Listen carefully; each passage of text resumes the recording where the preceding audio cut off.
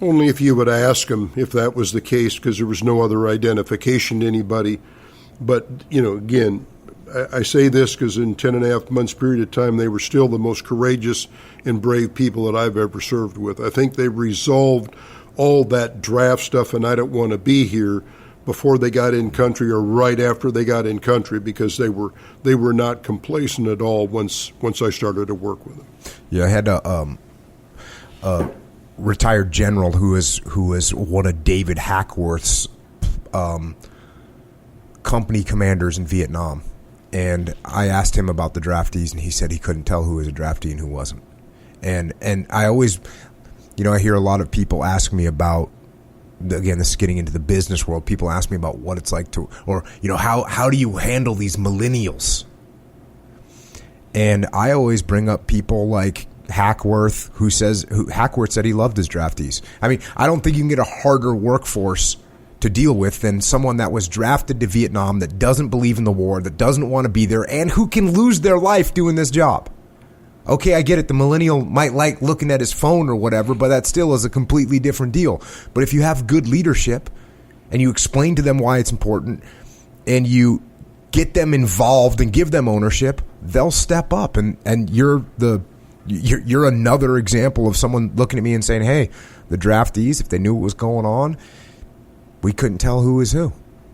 And that's, again, a testament not only to good leadership, but it's a testament to the American soldier and, absolutely, and what we do here.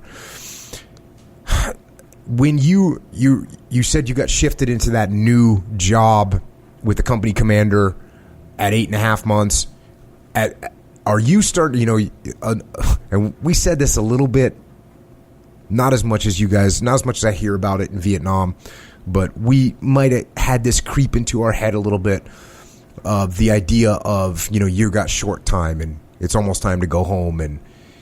And did that start creeping into your mind at all at 8.5 months, or was that too far away where you're not even thinking about it yet?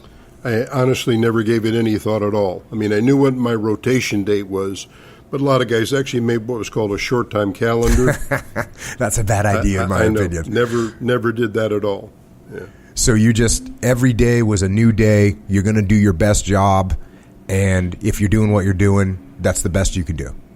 And that's one more thing. I wanted to say this because, again, we got young folks in the military out there.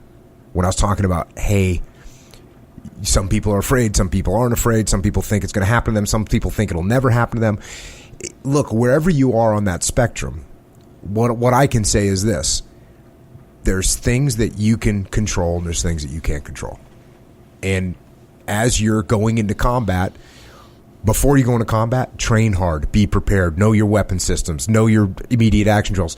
Then that's the best you can do. You've done everything you can to take control over what you can control. Once you're in combat, there's some things that you're not going to be able to control. And if you worry about those things, it actually negatively impacts you. If you're worried about things that you can't control, if you're worried about what's going on at home, if you're worried about all those things that are going to take away your aggressiveness, take away your awareness, take away your attention, those things are going to drag you in the wrong direction. So don't worry about the things that you can't control. It's okay to be afraid too. Like, hey, if you're scared, guess what? It's normal. You're going into a hard situation. It's normal. You're going to feel that. You're going to feel your gut's going to feel, what do they say? Butterflies in your stomach. That's normal. It's okay. It's no big deal. That's what people feel. You don't need to think you're weak because you're feeling that. You're just going into survival mode. You got butterflies in your stomach because your blood's drawn away from there because you want to focus on other things. It's a positive thing. So don't worry about those things you can't control. Focus on what you can control. And if you're feeling a little bit afraid, good. That means your mind is in the right place. You're aware and you're in a hyper sensory mode so you can survive out on the battlefield. That's what's going on.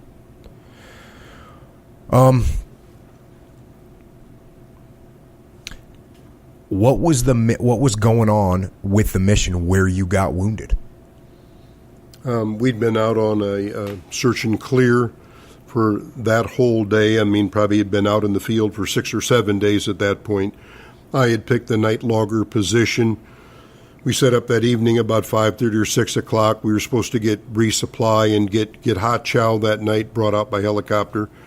And so what I was doing was, once the platoons got set up on the perimeter and our command track was in the center of the circle, I went out to check the claymores and all the perimeter defense to make sure that everybody put out because I just did that before. I don't know whether that was my responsibility as in my new position, but I probably slept much better knowing that I had checked it. And that's when I stepped on a landmine, was checking the perimeter. And what do you remember about stepping on the landmine? I don't remember it blowing. I remember going up in the air, and I remember coming back down. I never lost consciousness, from the explosion. But when I laid on my back and the medic came over, and I'd known the medic for 7 or 8 months, and tears were running down his face, and he was telling me I was going to be okay, I knew it wasn't real good. Not what you want to hear from the medic, huh? Right. At what point? So then what happens? I laid there for a little bit while he's trying to do stuff. The interesting thing that happened with my explosion was all powder. There was no shrapnel to it whatsoever. Must just been a bag of HE, So when it blew, it actually blew in a gigantic ball of flame, and it partially cauterized my arteries that were exposed, and probably actually saved my life at the same time that amputated both of my legs and my arm, because I didn't lose consciousness, and he wasn't forced to do tourniquets and all kinds of other stuff to try to save me. So, whatever time I spent on the ground, then a dust-off helicopter and about a 12-minute ride to the 95th Evac, and that's kind of the way that one worked. He didn't even put tourniquets on you? Didn't have to. So you lost both legs, you lost your arm, you didn't put tourniquets on anything. Right. That's crazy. It had burned shut. Wow. Yeah. And were you burned anywhere else on your body? Some, down my chest and under this arm, because most of the blast came up the left-hand side. That's what saved my right arm, I guess. Were you wearing a flak jacket? No. How often were you guys wearing flak jackets? When you were on the track and rolling, but just out walking around generally didn't. You'd roll up your pant legs because it was so hot. You'd just wear a T-shirt and carry your weapon. So 12-minute flight, and where'd they take you? To the 95th Evac in Da Nang, Evac Hospital. And were you still conscious at this point? No, I lost consciousness on the flight because I knew I went into shock because I felt like I was going to freeze to death as soon as the chopper lifted off. And then I remember maybe a little bit of consciousness when I first got to the 95th Evac. Don't know exactly what they did there, but it was a real slow night, so it wasn't like there was a lot of casualties and they didn't have to triage. You never know how that might work out either, if they have to pick and choose who they're going to work on. So they just took me right in and, got me right up on the table to begin with and went to work. Did you know while you were conscious that you lost your legs and your arm?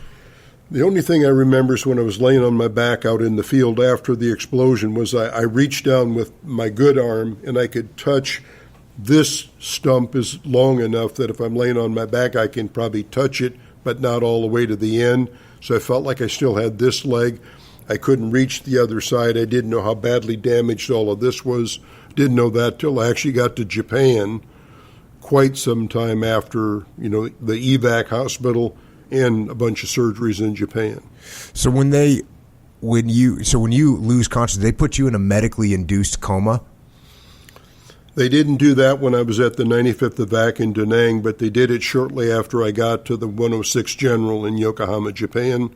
And I was unconscious from the 14th of January of 69 to the 15th of February of 69. 31 days. 31 days, that's a medically induced coma. And then you wake up and you're in Japan. Mm-hmm. And what kind of a shock was that when you woke up? Well, I really didn't know for sure exactly where I was when I woke up, but, it doesn't take you too long to figure out because the nurses are all coming around and they would actually straight up ask you, do you know where you are? Mm-hmm. So if you didn't, they'd tell you. And, that was more, for me to spend 5 weeks there was highly unusual.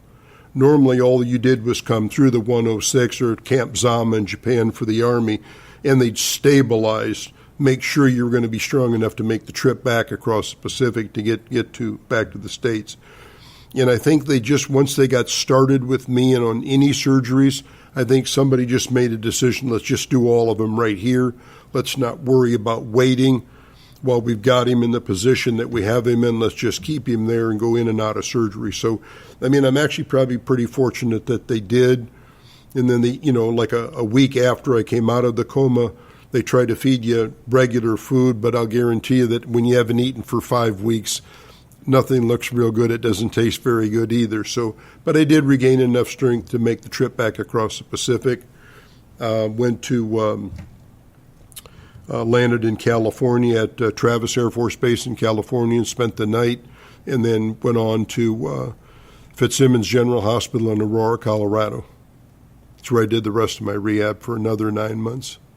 So when you figure out that you lost both your legs, you lost your arm, what are you thinking at this point? I mean, there's a lot of stuff. When I got back to the States, I actually got sick, whether an airborne thing or whatever it was. And I mean, I was to the point where not only could I not eat whole food, but I couldn't even really drink hardly any liquid. It wouldn't stay down either. So they kind of estimate I went from 220 pounds before the explosion to about 150 after the explosion. And then from the time they put me on the plane in Japan and sent me back to the States, they figure I probably weighed about 135 pounds. And then after I got sick at Fitzsimmons, until I, actually started being able to eat again, I weighed about 95 or 98 pounds. So I think, did they share some photos with you? I did. I saw some pictures. And that one is kind of a scary, I mean, it's kind of a Auschwitz-like looking photograph, right. I guess is the way I describe it. Right. So, yeah. And when you were going through that, are you thinking, I mean, is it that you can't hold your food down? Is it that you don't have an appetite? I think it was probably a combination of a lot of things, but they think I had some sort of a virus or something that, because I'd really only been back to the States for 30 days in an almost a 2-year period of time, something that I picked up somewhere, could have even been in the hospital in Japan. Because, I ate food for a week in Japan before I got on the flight back to the States. And when I got back to Fitzsimmons, I was just sick. I couldn't, horrible sick, enough to lose like 40 more pounds. That's crazy. Now, did you get like the phantom pain in your limbs and stuff? For the first 5 years, it's really pretty bad. Because it's like you still feel like you have those limbs, like you feel like you need to scratch behind your knee or scratch, your hand is itching, that type of thing. It's almost like you're balled up in a fist where your fingernails are pushed into your hand type of thing. And little by little, I think, as those nerve endings recede from the surgery and the amputations, a lot of that relaxes and changes. I don't get that at all anymore, but it's been 50 years now. So when you get to the Fitzsimmons Army Medical Center to start your rehab, at this point, there must have been not too many guys that were in worse shape than you are at 90 pounds and sick and missing 3 limbs. You must have been in comparatively, and the reason I say that is because, with the modern advances with combat trauma and how quickly we can medevac guys off the battlefield, and we get guys that are in suffering horrible wounds, but they're able to survive because of the medical advancement that we have.